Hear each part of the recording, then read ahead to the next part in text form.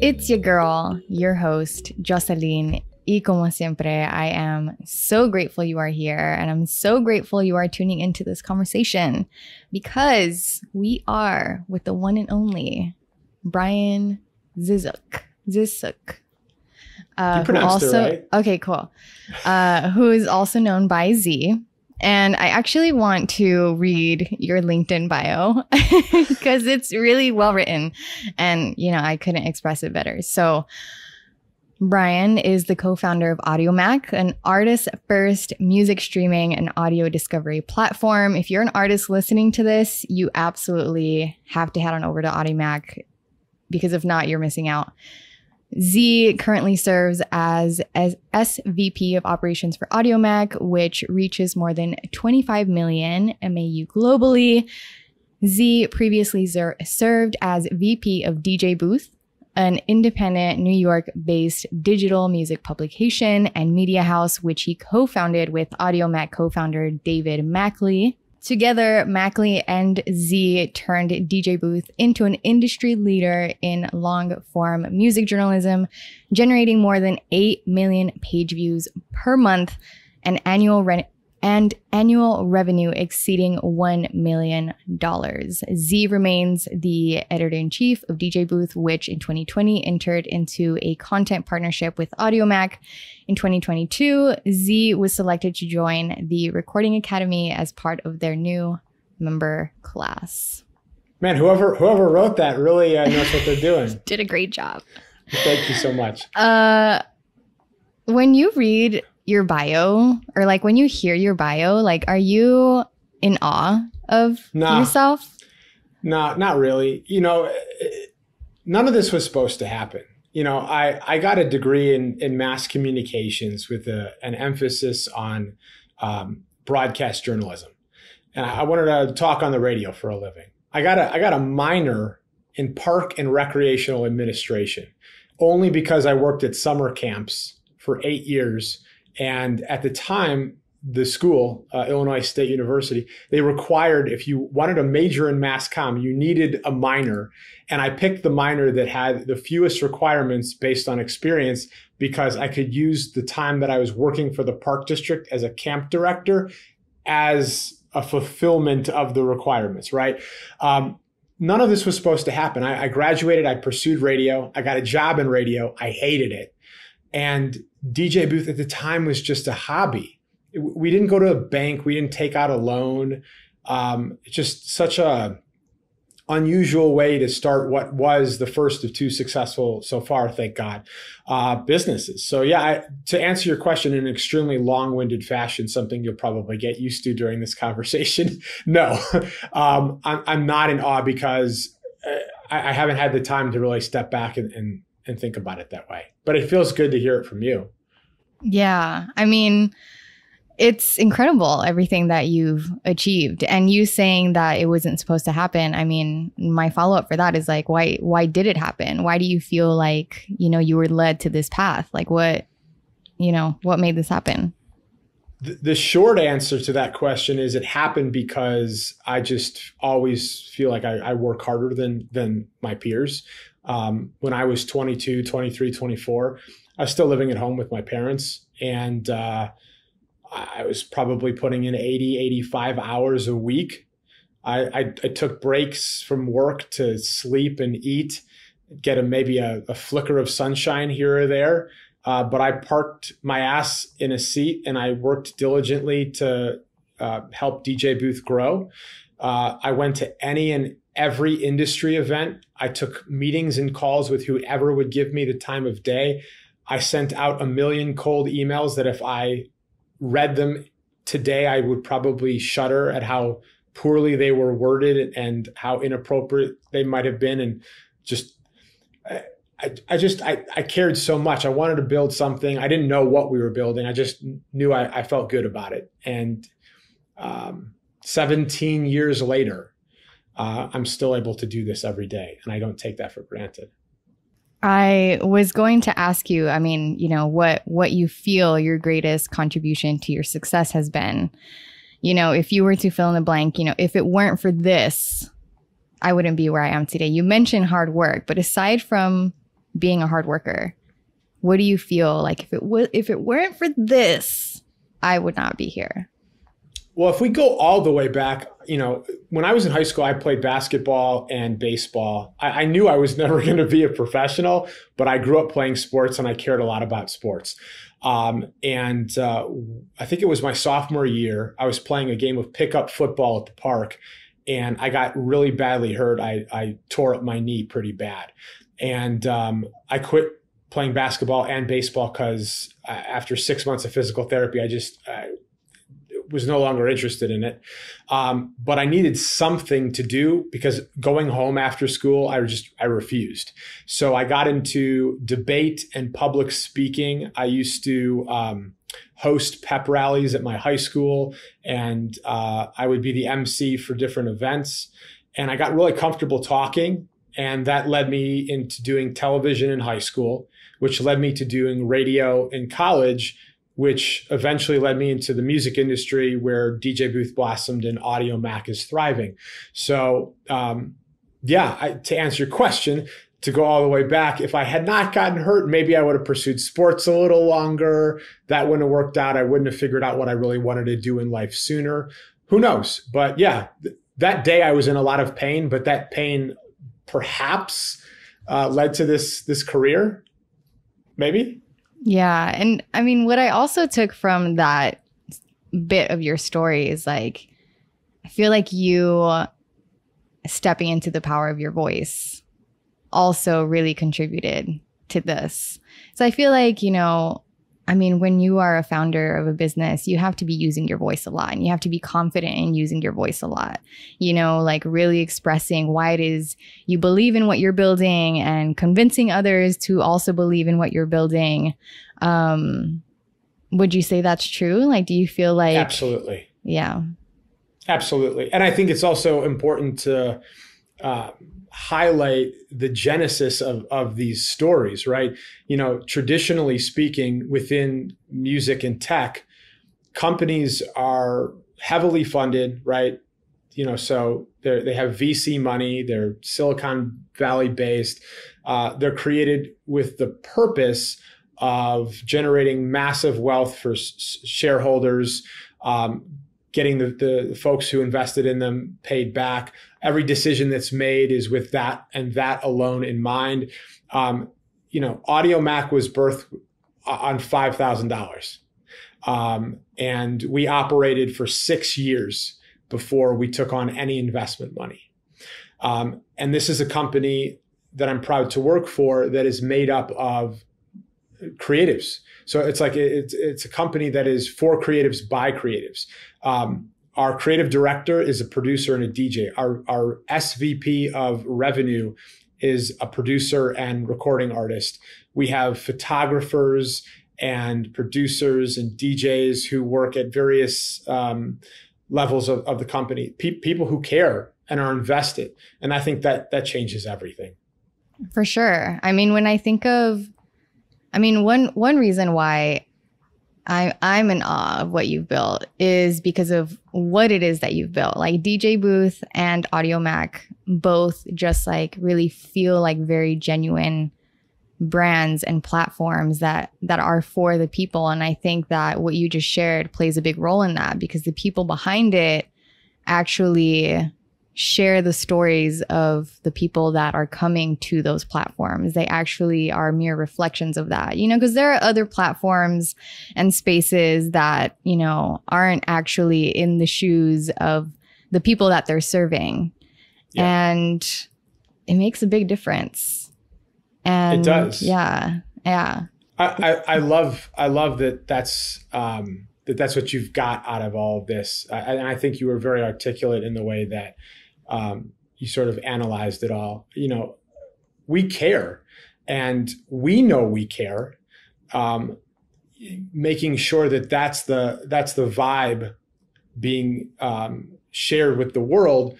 You could try your hardest. It doesn't always come across the right way. Going back to the DJ booth days, we were very selective what topics we covered, how we covered them. How we composed headlines, how we composed tweet copy. these things matter. Did we screw up from time to time? Absolutely. It's impossible to operate in that space and not screw up. But ultimately, if you care, that will be a guiding principle. And it has served us well up to this point, I think, I hope.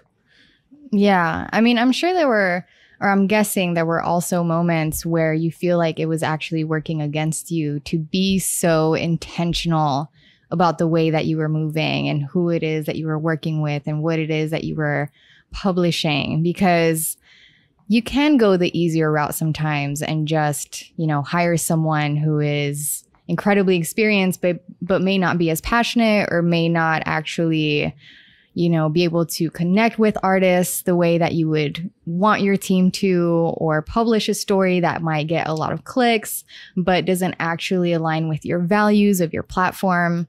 Did you have those moments where it's like, we got to stick with our intentions, we got to stick with our values, even though it might lead us to taking the longer route? Absolutely. I mean, during the height of DJBooth's popularity, we pivoted several times.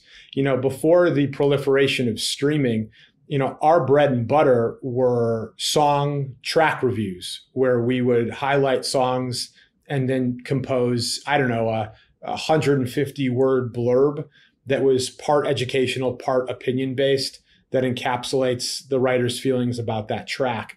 If we had just continued to focus only on song blurbs, we probably would have gone out of business. But we cut that off prematurely because we saw the change winds. We saw that people were not going to go to websites and blogs to stream music and read about it. They wanted to be on social media to talk about it, and then they were going to be on their streaming platform to listen to it. And so that required us to pivot to like long form, more thoughtful journalism that was equal parts discovery driven and educational, but also op-eds where we offered really, truly unique perspectives. But as we learned as we did that, who the author of those messages is equally important, if not more important, than the message that they're sharing with the world. And so, how we assigned albums or topics for a writer, who we chose to use for certain topics, we learned on the job. There were oftentimes articles that I was proud that we published, but I think the perspective shared from that author, we would have been better served if we found a different voice. And along the way, I think we did figure it out. But were there bumps in the road? Yeah, but you need those bumps. You need to go through that in order to discern right from wrong and grow hopefully from those experiences. As you bring up pivoting, I feel inspired to ask you, what's one of the most recent pivots that you've made in business, if you're open to sharing?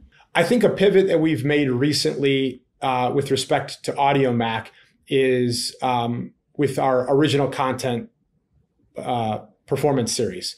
So we have various original content series, Fine Tune, which is an unplugged acoustic style series where we pair an artist with an instrumentalist and they do an alternative version of that recording, but with only that one instrumentalist accompanying, like a harpist, a pianist, flutist, etc.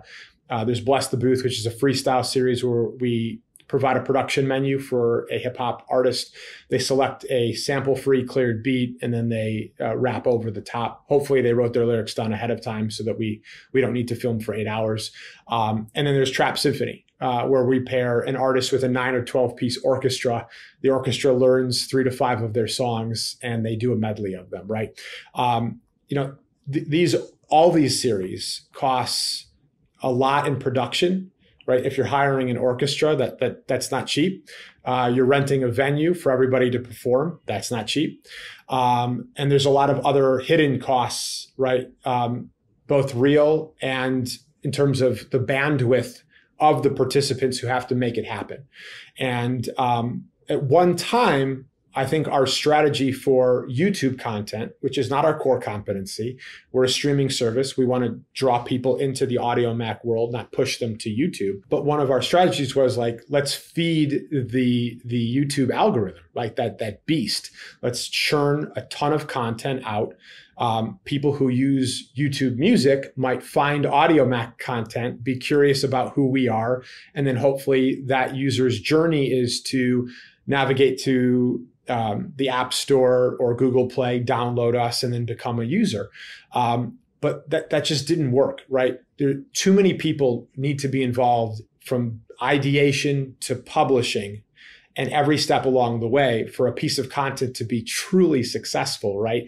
And it was hampering our operation on a multitude of levels. So we have since pivoted. We're still doing all of that content, but we have significantly scaled back in terms of the volume, quality over quantity approach, in hopes that those artists that we do select, that their performances are elevated to a greater level, and that it will not strain the operation as it did in the past.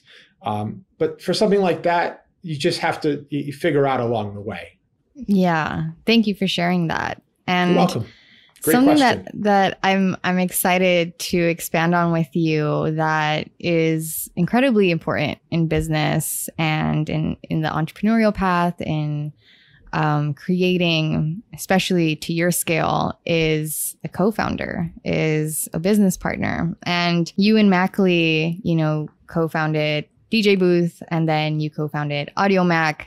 So you guys have been on this journey together for a very long time, and something must be working for you all to still be here and to not only create one, incredible company, but another one together. So, I mean, there's so many questions I can ask here in regards to your business partnership, but I guess I'll start with, what about you two just works? So in 2005, I sent Dave a cold email and I introduced myself.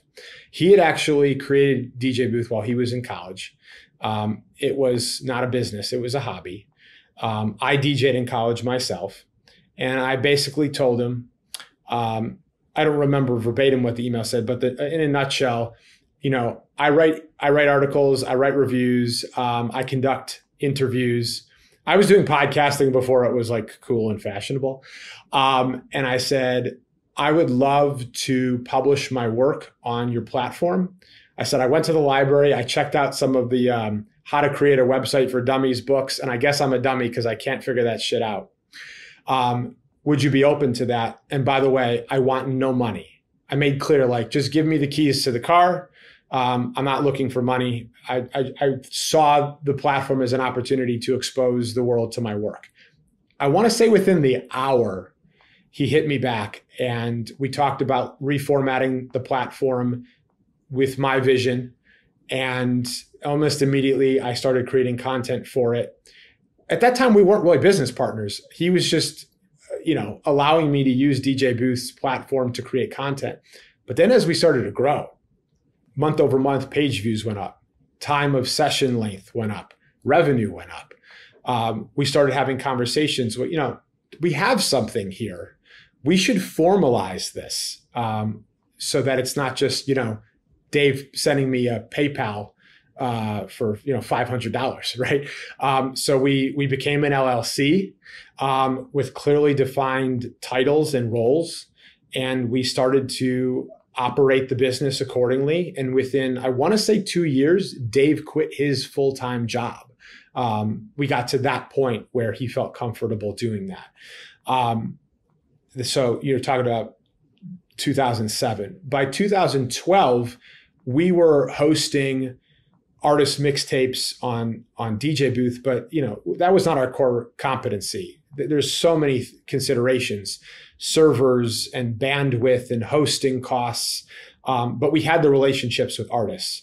And so along with 3 other co-founders besides Dave and myself, another Dave, half of Audiomack, their first name is Dave. I'm surprised I work for the company. My name is not Dave. Another Dave, David Ponte, and then our CTO Ty and Tom, who oversees all design. We created Audiomack on $5,000. And at that point, Dave and I had already been working together for 7 years. And now 10 years later, so 17 years in total, Dave and I continue to work side by side. And I think what makes our relationship specifically work is he knows what my strengths are, and I know what his strengths are. I know for a fact I really can't do what he does best. And I'd like to believe, he's not on the call, so we'll go with this. I'd like to believe he knows that I can do what I do better than he can. That's what I think makes for a great partnership. Because if you feel like what the other party does is replaceable, or that you could do it, that can create fissures and frustrations and animosity. So for anyone listening who is considering going into business with someone else, consider what your strengths are, what their strengths are, and whether there's overlap. And that probably will help you chart your journey. I feel like another thing that's really important in business partnership, especially if you find your businesses or business growing, is both of you being willing to continue to expand on that journey. You know, like both of you being visionaries, both of you being down to see where the growth takes you, because there are some business partnerships where, you know, one of you may be afraid of the growth and it might stunt you and you may not want to move forward, or one of you sees something more expansive for the business that the other one doesn't really resonate with. So I'm guessing, you know, since you guys are still journeying together, that you both are open to the continued expansion of what you're building, and you're down to just go with the flow and face the fears that come with growth. Yeah, growth is scary. Fear of the unknown. I think what has helped us, though, which is unique to our experience, my experience, his, across two companies, that probably is different for a lot, is that as a small company, we have the ability to pivot on a dime, be nimble, make decisions that don't require an extraordinary level of sign-offs and oversight. When you grow substantially, and you're a Spotify, for an idea to turn into a decision to then be executed and be out into the world, the number of folks who are along for that ride, who have to approve or sign off on, and just the checks and balances can take years. Because, you know, DJBooth at its peak, I want to say, had 10 people in total, including Dave and I, on board in either a full or part-time capacity.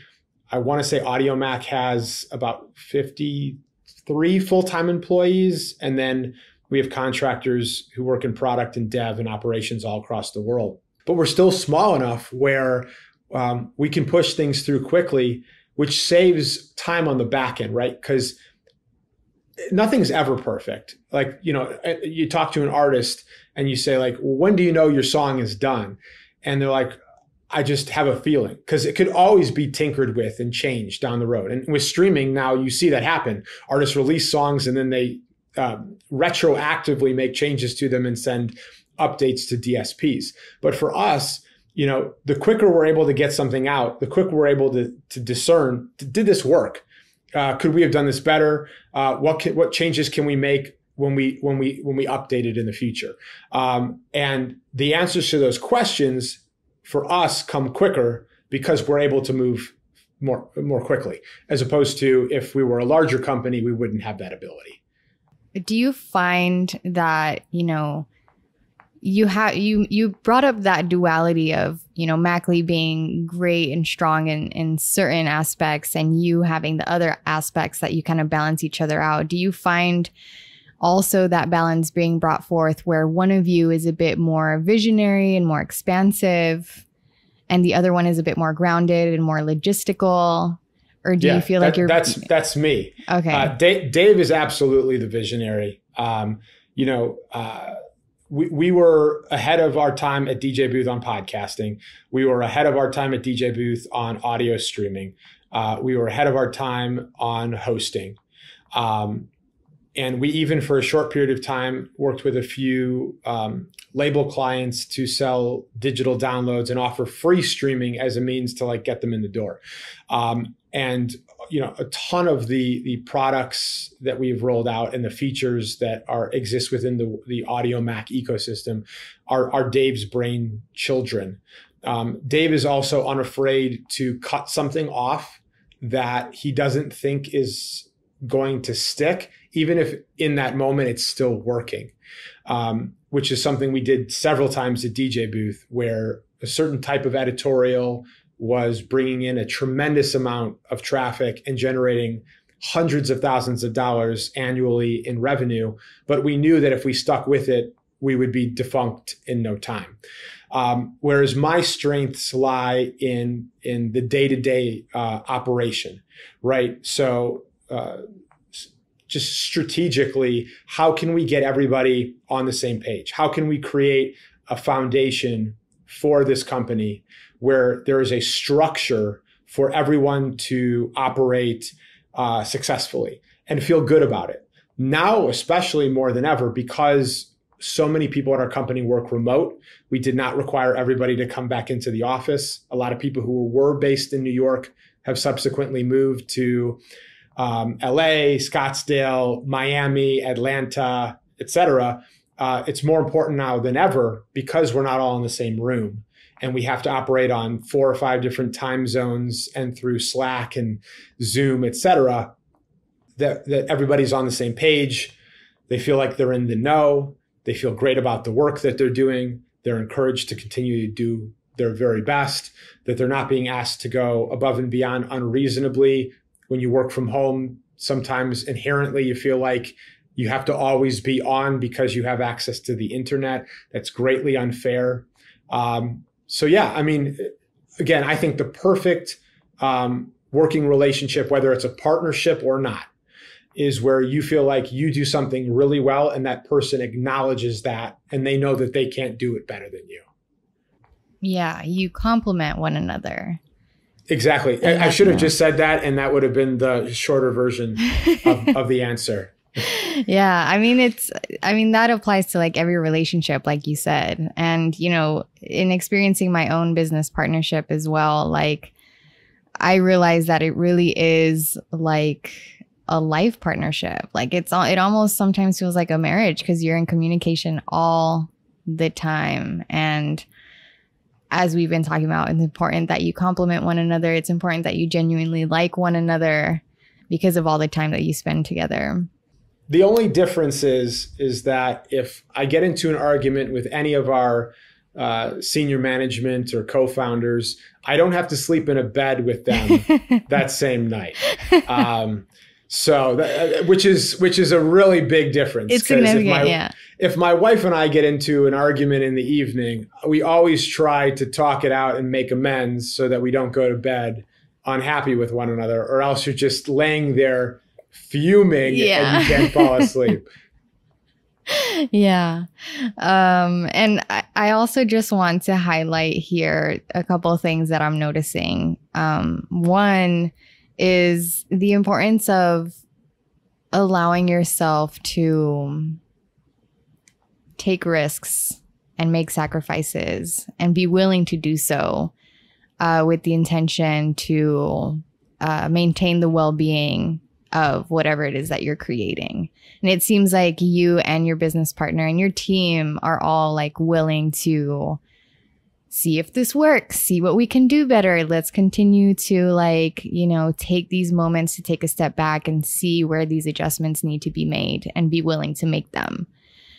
And the other thing that I'm kind of noticing from you is that, you feel like you are grateful and appreciative to actually make mistakes and learn from them. Like you don't really, you might take them to heart in the moment, but ultimately it seems like you're someone who grows from them and alchemizes them into like something that empowers you to move forward in a better way. that's a great observation. And I have to be honest, like it hasn't always been that way. I feel like I've really come into my own, so to speak, over the past few years, just from experience. Like you don't know what you don't know. And there's plenty I just didn't know. And so I'm constantly trying to not only be a better person in general, but, a better leader, a better listener. I think a lot of what has helped me, I was going to say strangely, but probably not strangely, was becoming a father. My daughter turned 6 in November. And when she entered my life, our life, because I know my wife will watch this and go, what do you mean your life? So Jamie, our life. When she entered our life, it forces you to reprioritize everything. Back in the day, even after I met my wife when we were married, I would work all day long. We would have dinner together. And then more often than not, I would work in the evening. And maybe we'd watch some TV late in the evening. I certainly still took her out for dates. That I was going to be in a doghouse forever if I didn't do that. But then, a child enters your world and like that attention is required permanently. Like my wife's fine with watching her reality shows on Netflix if I need to answer a few emails. My daughter, that is completely unacceptable to her.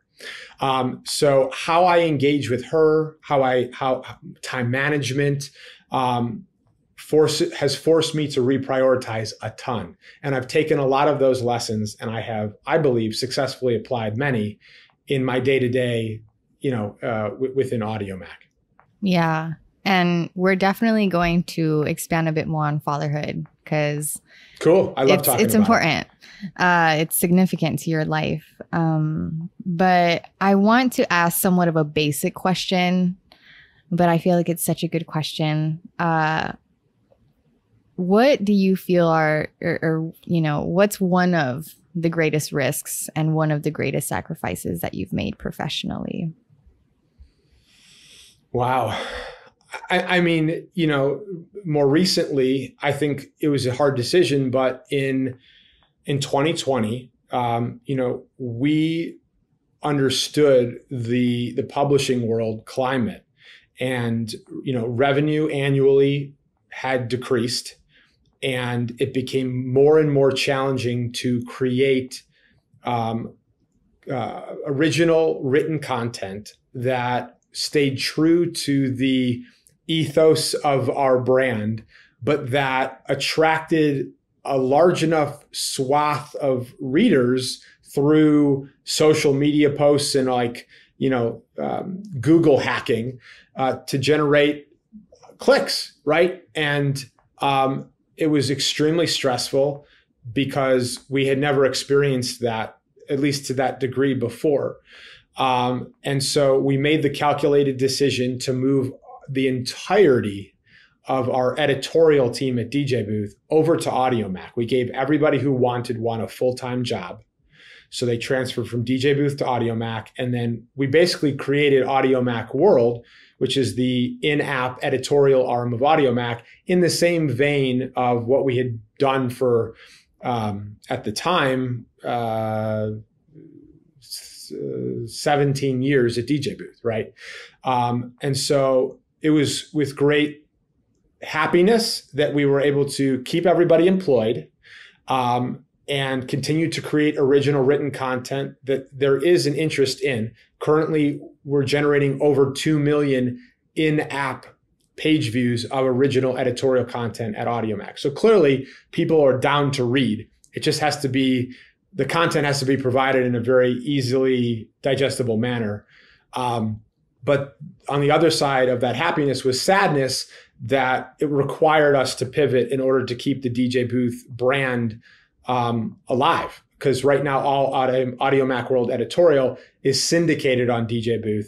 We still do produce some original content and some branded content, but by and large, our operation is not anything close to what it once was. And so, yeah, that hits on both sides of the coin. Thank you for sharing that. And before we pivot into a bit more of like, you know, the personal life, which this kind of touches into that. So it may be a good transition.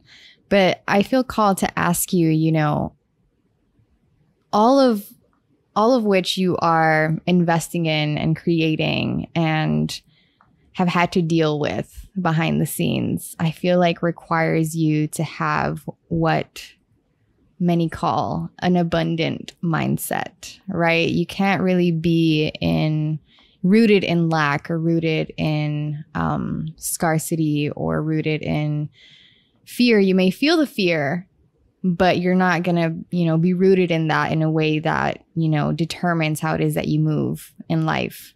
Is that something that you had to work with?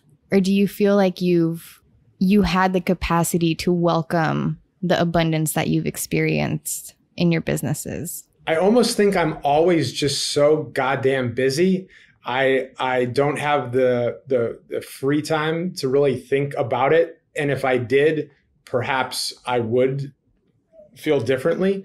I also do therapy, which has been incredibly helpful. I probably needed to start therapy a really long time ago. And I told myself I didn't need it. I told myself I didn't have time for it. And the time thing, like, is sort of rooted in reality, but also it's an excuse. And since I started therapy, I have definitely seen an impact just in terms of my outlook on things, my ability to compartmentalize to the degree nothing really bleeds into another aspect or area of my life.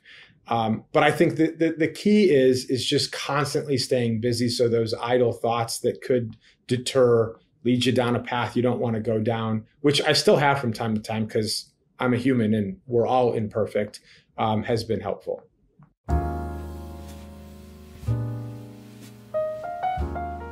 I'd like to take a moment to thank our partner, Athletic Greens, for supporting this podcast, for supporting this community, for supporting the kinds of conversations that take place in this safe space.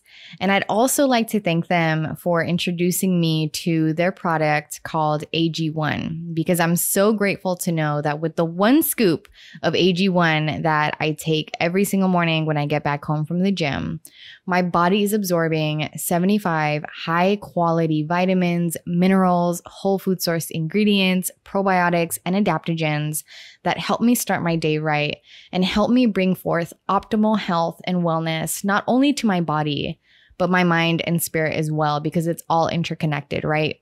And aside from this nutritional goodness and greatness that Athletic Greens offers, which, by the way, they have over 7,000 five-star reviews. I'm a huge review gal, so I was definitely browsing their reviews when we were coming into partnership. They're recommended by professional athletes, trusted by leading health experts such as Tim Ferriss, which may be someone you're familiar with.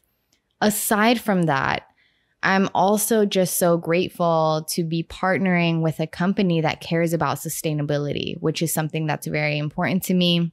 Athletic Greens is a climate neutral certified company, and in 2020, they purchased carbon credits that support projects protecting old growth rainforests. How beautiful is that? So grateful for that. So grateful for this partnership, and so grateful that I'm genuinely excited to share them with you. Right now, it's time to reclaim your health, my friends, and arm your immune system with convenient daily nutrition. It's just one scoop in a cup of water every single day. That's it. No need for a million different pills and supplements to look out for your health. To make it easy, Athletic Greens is going to give you a free 1-year supply of immune supporting vitamin D and 5 free travel packs with your first purchase. All you have to do is visit athleticgreens.com/SWG. Again, that is athleticgreens.com/SWG to take ownership over your health and pick up the ultimate daily nutritional insurance. I went ahead and put the link in the description below for your convenience. Now let's get back into this incredible conversation. From what I'm perceiving from you expressing that you've just been so busy is I feel less about you being busy and more about you just being devoted to whatever it is you're creating, that you're down to accept whatever is needed to make it successful. So even if the fear comes up, or even if you're like, you know, any lack or scarcity rooted thoughts surrounding finances or building the team, you're still so devoted to making it happen that you're going to set that aside to make it happen. I think that's a great analysis. And I think if you were to interview or speak to anybody who means anything to me, who is a part of my life in any capacity, they'll tell you, or at least I would hope that they would tell you, that anything I'm a part of, I put everything into, everything. And that sort of blinders mentality, it can be bad at times, right? Could be unhealthy. But for the most part, I'd like to believe that me ascribing to that sort of mentality, like if I'm going to do something, I'm throwing my all into it, has been a successful sort of methodology. What have your businesses taught you about yourself, like personally? What have they awakened you to about yourself? Damn, that's a good question. I think coming from a publishing background where the internet changed the game and you constantly needed to sort of like feed the beast, so to speak, right? You needed to just churn. It requires a level of operation where you're not devoting the time and attention really necessary to all the checks and balances, like if it's a written content, like the copy editing, headline construction, a lot of what I went over earlier. And I noticed for a period of time that in order to keep up with the evolution of online media and the way that social media completely changed user behavior, reader behavior, I noticed that we were moving too fast. And so I think what that taught me was, and the faster you move, the more mistakes that you make, the more retroactive edits you need to make, the more apologies and corrections you need to issue. And so as it applies to my day-to-day now, I think it is instilled in me to slow down. Nothing is that important, right? Probably requires just a mentality shift, which is, this will get done in the right order with everybody who needs to be involved from the jump, fully informed and in the know. And if it was intended that we announce, release, what have you, something on a Tuesday, but we know by Monday evening, like we're not set up for success, let's just pump the brakes. There is no harm in delaying to Wednesday.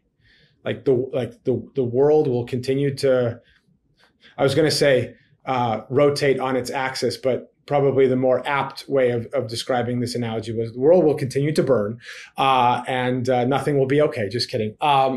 Just to slow down in a nutshell. Slow down. I feel like you coming to this approach and realization of needing to slow down probably has assisted your, I don't know if tendency is the right word, but your personality of being someone who works a lot and works very hard. Because you can be working a lot and working very hard, and you can be rushing and depleting yourself, or you can be working a lot really hard in a slower pace that is actually still sustaining your energy. So I'm guessing that pace has helped you not deplete yourself.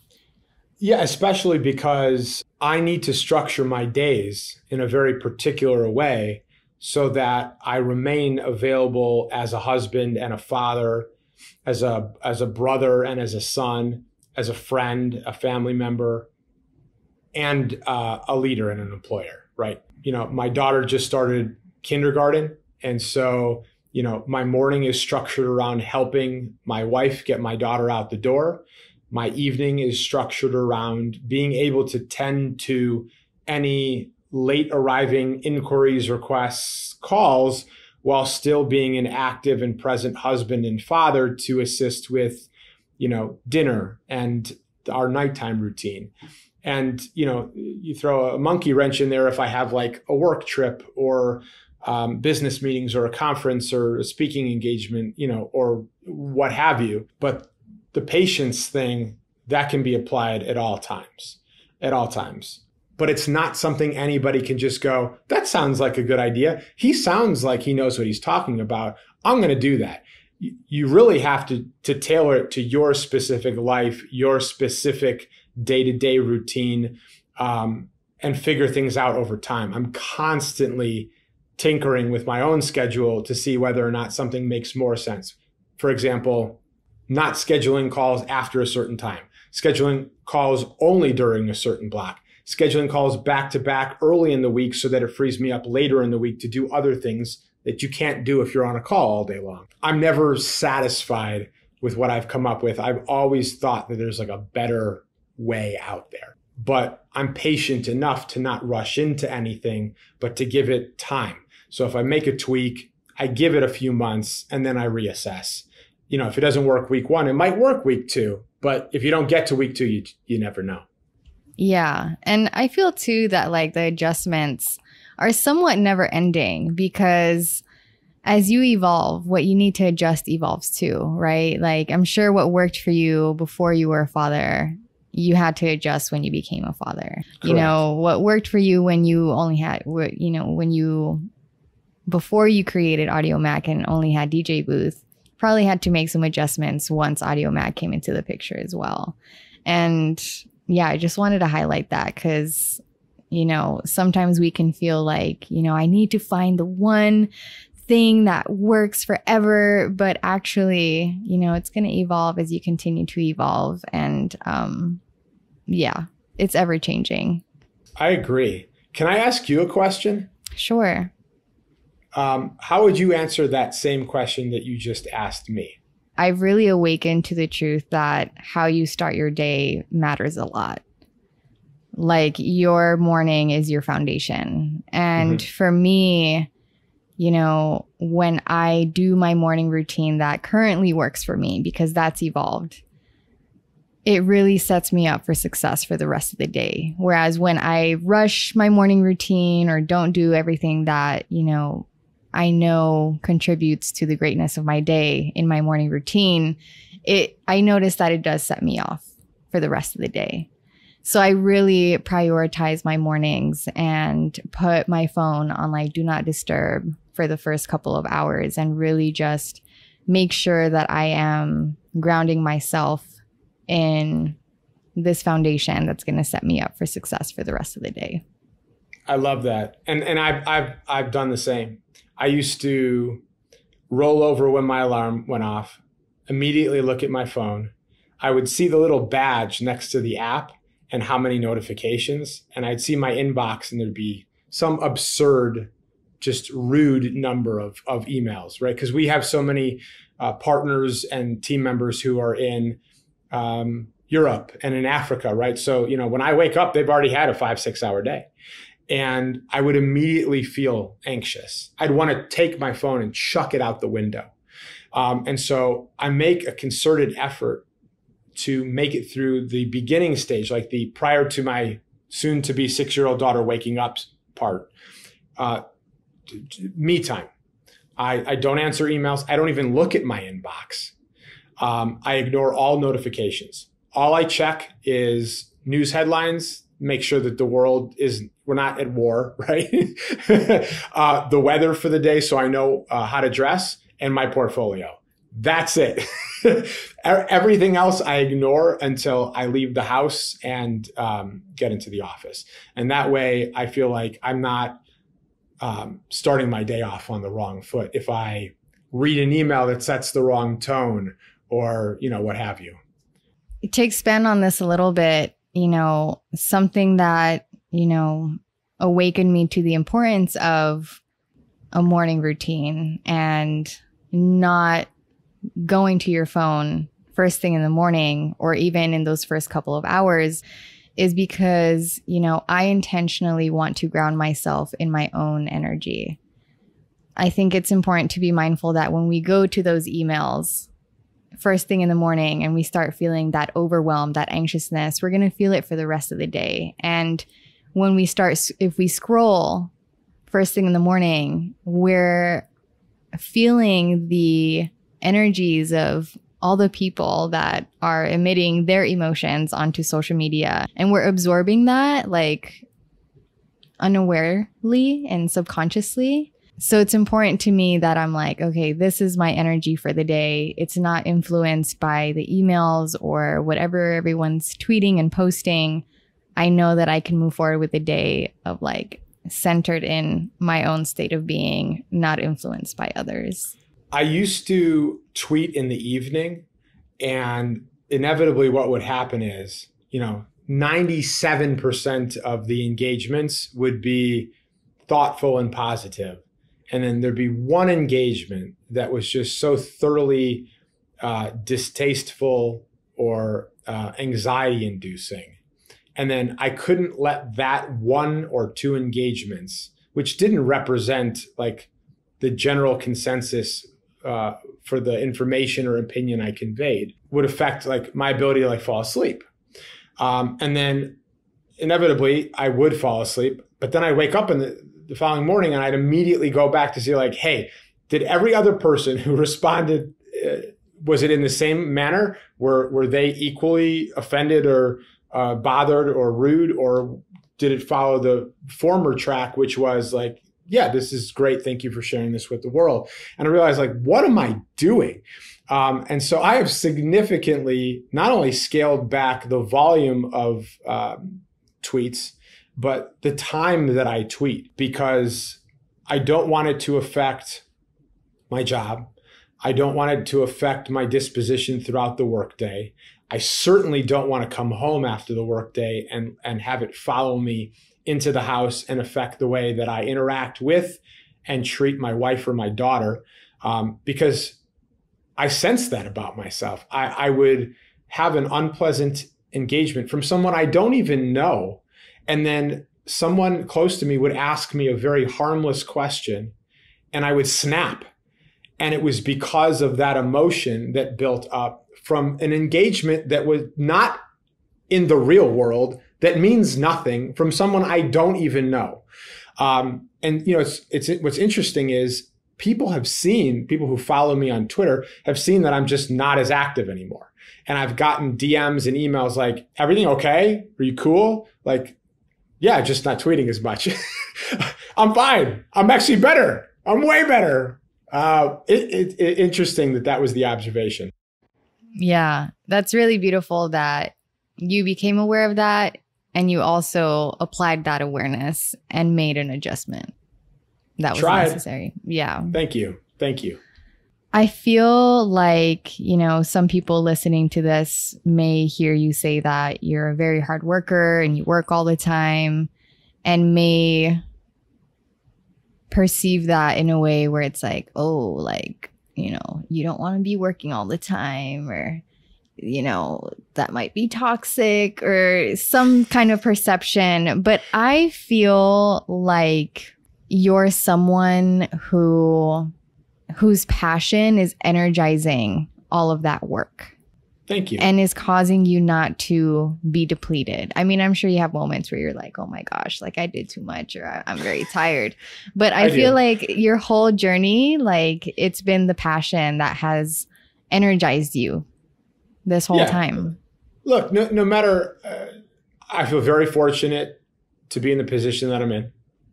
I understand that the position that I'm in is something that other people would love. I've never lost sight of that.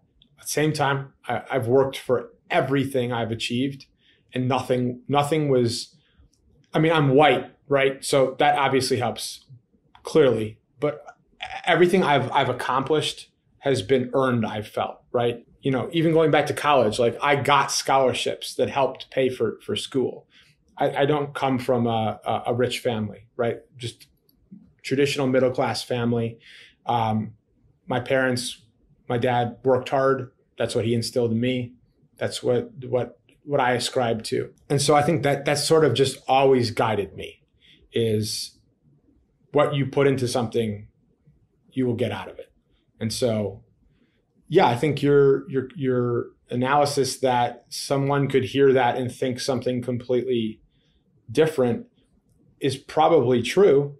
I can't change people's perceptions of what that means, but anyone who has ever engaged with me, who knows me, who works with me, they know that I don't subscribe to that like toxic work culture, that grind mentality. As a matter of fact, we spent years publishing articles on DJ Booth that talked about the impact that has on your mental and physical well-being. Sleep deprivation does not help you become a better creative. Drug abuse does not help you become a better creative. And it does not, well, you could make the argument that certain drugs might help you like write better songs or come up with better lyrics.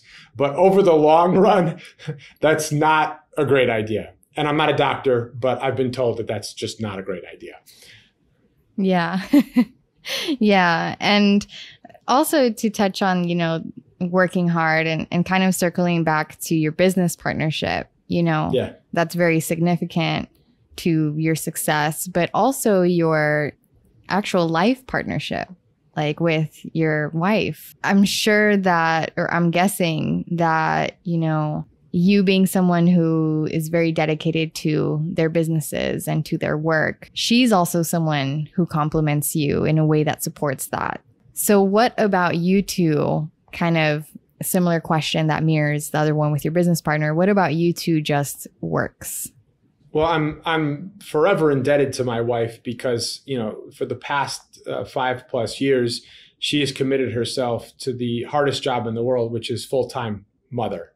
And we understand each other, right? I'm fortunate enough to be able to bring in enough money to support our family and to take care of her and my daughter and pay our bills and provide what I'd like to believe is a nice life for us.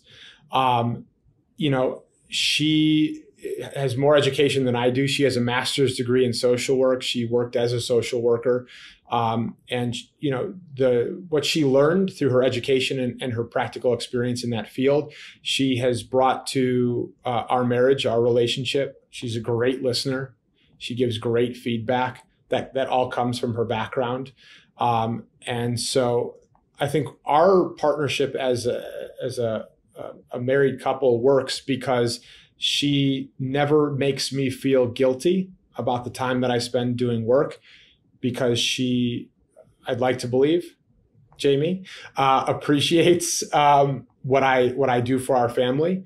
And I appreciate what she's able to do because I cannot be the caregiver for our daughter, doing the bathing and the dressing and the million other responsibilities that I'm not going to list out that are required to be a great parent. But it's a work in progress, as all relationships are. So we're getting better at it. And I hope that in 10 years from now, we're even better at it.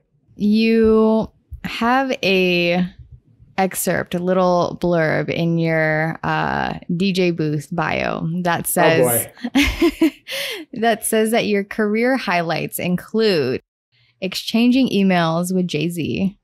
Yep. Awesome. Smoking a cigar with Be Real at the Playboy Mansion. Yep. Awesome. And watching Big Boy record at Stankonia Studios. Yep. Incredible. Now, these are some of your career highlights, right? What would you say are your personal highlights? Wow. I think the greatest part about all of this is that from the beginning at DJ Booth through to Audiomack to at present, we've been able to give, over 100 jobs, with benefits. That feels great. That feels really great. Everybody who we hired at DJ Booth who stuck with us, every single one of those folks got a full-time job at Audiomack. And the loyalty that they have to me, to Dave, to our companies is tremendous. That feels great. And so just being able to know that relationships that have been formed, the work that has been done over years means something. I think that's everything. Definitely. That's such a great blessing. And yeah, I can resonate with that, because the moments where I've been gifted the opportunity to contract independent contractors for certain projects, I've just felt so grateful to have created something that gives others the opportunity to do something that they love. Like, well, that said. Is such an honor. And, you know, I pray that people who listen to this, who may aspire to have that, get to experience that, because it's a really beautiful life experience to have that exchange. I agree. So you are one of the best communicators I've aligned with in the professional field.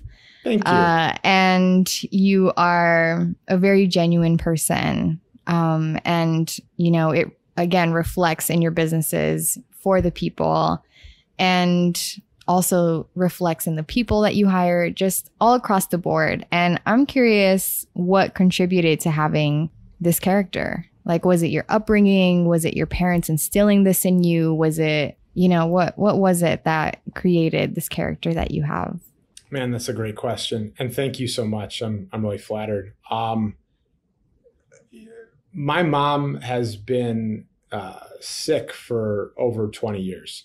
When I was a kid, she was diagnosed with MS. And there's two types of MS. There's relapsing remitting and secondary progressive. Relapsing remitting is you get an exacerbation, your condition worsens, but then it basically pauses and it doesn't continue to get worse. Secondary progressive MS is where you just continually over time deteriorate. My mother is at a point now in her life where she requires multiple caregivers. She's not ambulatory. She really only has full use of her right arm and hand. For a long period of time, family was it, right? So I was thrust into the role of a caregiver, helping my dad care for my mother when I was still in high school. And so I think that just can't not change the DNA of a human. There's a particular order in life where I think everybody thinks things are supposed to go in, right? Like you need care when you're a baby. And then when you become a senior citizen, an elder statesman in the world, you also need care. So as you're coming into the world and as you're going out, it's not expected that when you've only been in the world for less than 2 decades, that you have to become a caregiver for someone who is not in either of those buckets. And so that, I think, undeniably, seeing someone I love so much be in need and have to provide that care, I think that fundamentally, at least I told myself this for a long time, that fundamentally changed everything. I had to become a better listener. I had to become more patient. I had to become more empathetic. I think it made me a better friend, a better husband. It certainly made me a better father as a caregiver for my daughter. And I'd like to think it bleeds through in the way that I'm an artist advocate, and that I look out for everybody in my orbit, whether I just interact with you positively on Twitter, or you're actually someone who I, jump on the phone with. Yeah, that definitely reflects online. Like you will get questions from artists, and I feel like you so patiently and generously will respond to them and answer their questions very resourcefully. And I feel like those very pivotal personal experiences with family or the people close to you definitely impact the way that you show up in life and the way that you respond to life. And I'm sure that it just like sobered you on like what actually matters. Yeah. Well, when you see a loved one in need like that, we take for granted things like being able to brush our own teeth, feed ourselves, dress ourselves without even a second thought.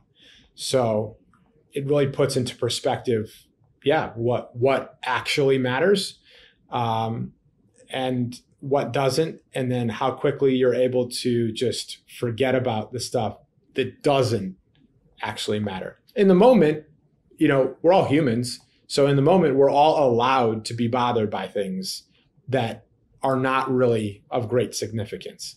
It's the ability to contextualize them and then say, well, in the grand scheme, this doesn't matter, but I know what does. And that's, being able to drink out of a cup of water without having to ask someone to raise it to my mouth. So. Yeah. And I'm sure that also contributed to your gratefulness, right? Like I'd like to believe so. Yeah. Yeah. And I'm curious if that experience, especially with it being a parent, do you feel like it's brought you or like grounded you to being more present, like more in the present moment? Absolutely. Which is, going back to what we talked about before, help me be a better father. Right. And just generally speaking, I don't communicate with my 5-year-old the same way I communicate with a work colleague. But you have to sort of adapt to the audience. And so that takes a certain level of commitment and patience to do it effectively. I in the moment, as my mother's conditions began to more significantly decline and she needed greater and greater care, and it overlapped at a time in my life where I had a different agenda entirely. I didn't want to be doing it. Not because I don't love my mother, but because at that time in my life, other things just were a greater priority to me. But now looking back, I'm every second I spent caring for her was time well spent. And I'd like to believe she feels the same way. Thank you for sharing all of this with us. I really appreciate it. You're welcome. This doesn't feel like a podcast. It feels like a friends talking or a therapy session that I don't have to pay a copay for. So thank you. Beautiful.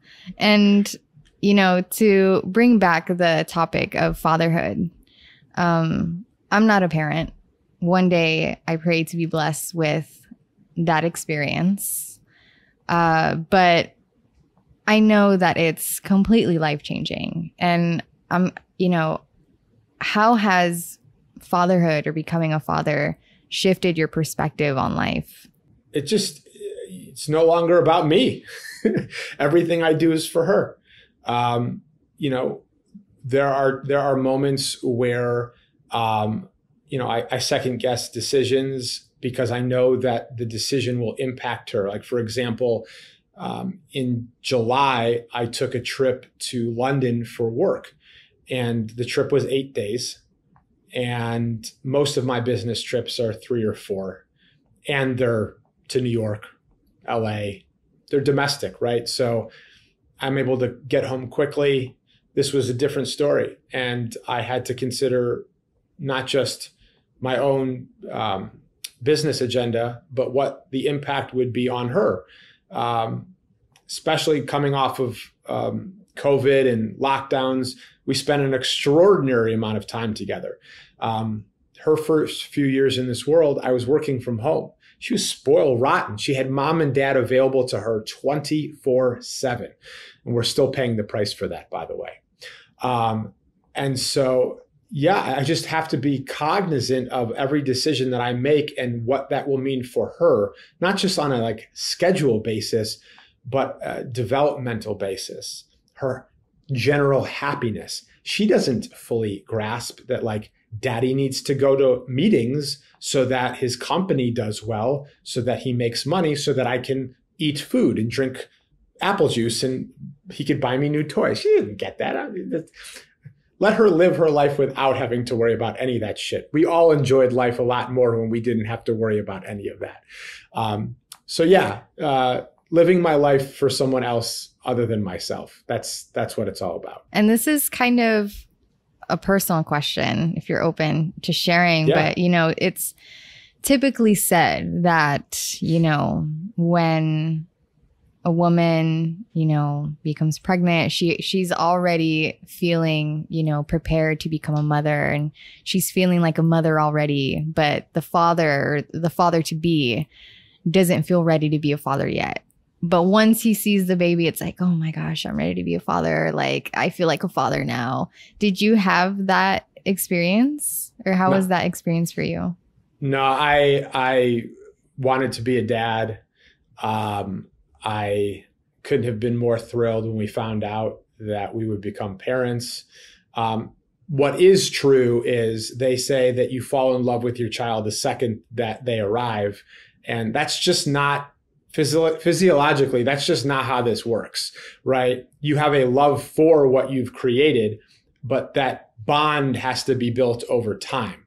And so the idea that at a moment's notice, like you just change the way that you feel, that's inaccurate.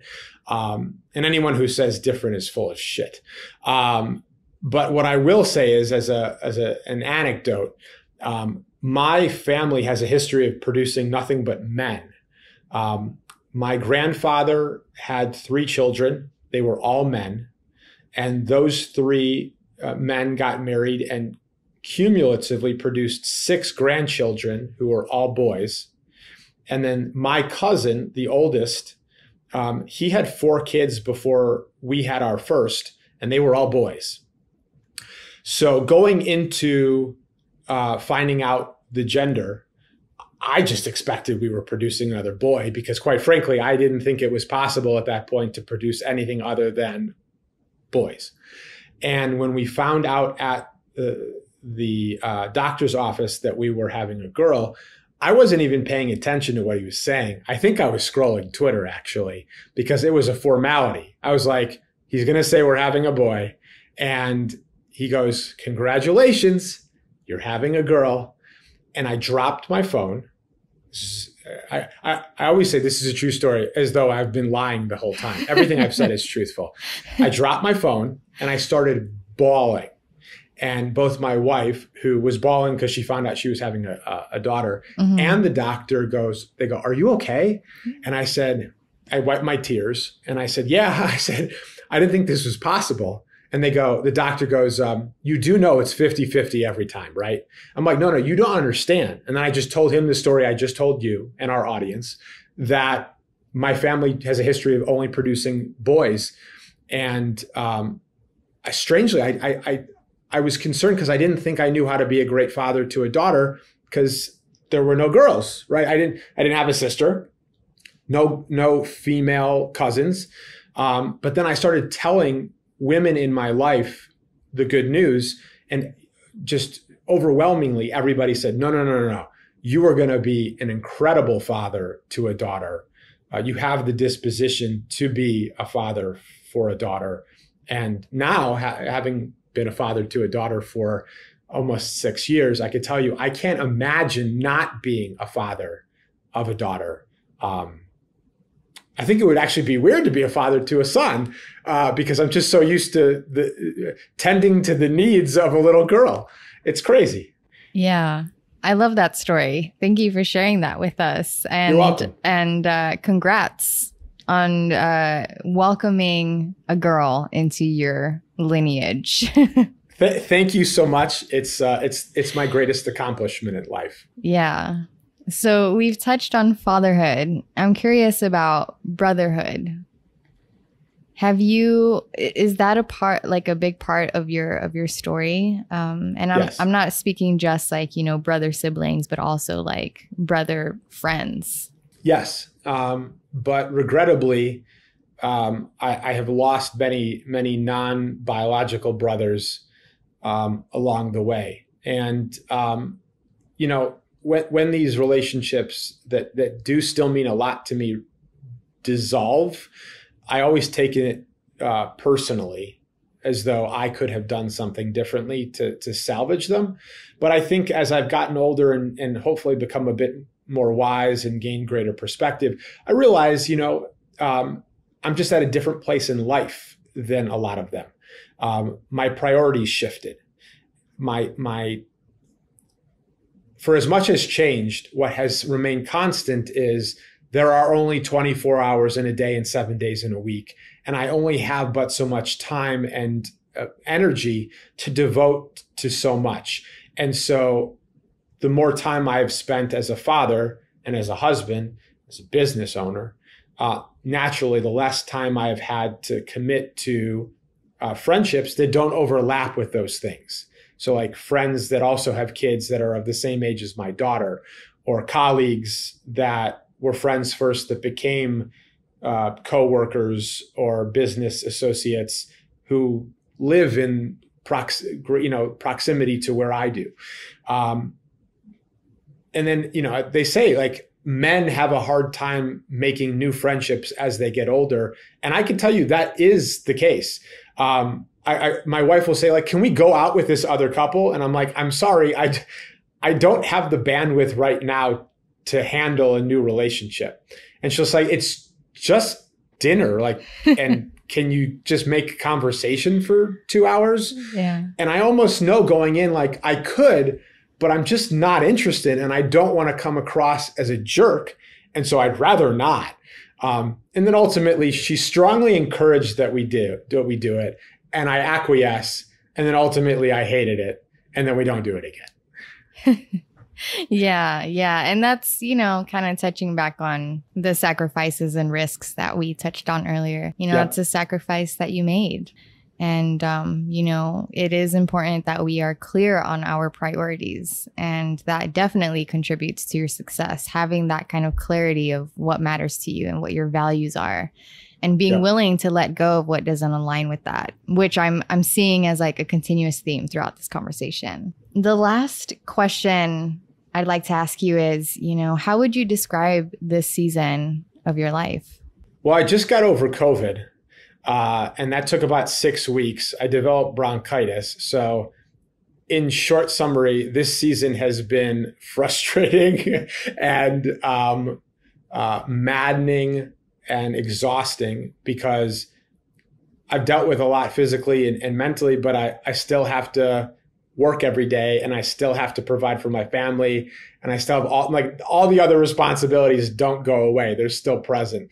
So, I talked to my doctor and my doctor's like, what you need to do is just rest, don't work, just relax. And I'm like, on what planet is that possible where you could just put everything else aside and go, I'm going to work on me for about 4 weeks. I'll talk to you all soon.